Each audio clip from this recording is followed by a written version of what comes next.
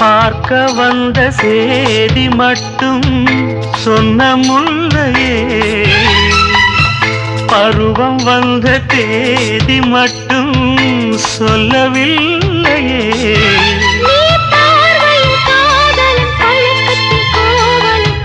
சொல்லவில்லையே. உன்னை தொட்ட தென்றல் இன்று என்னை தொட்டு சொன்னதொரு சேதி,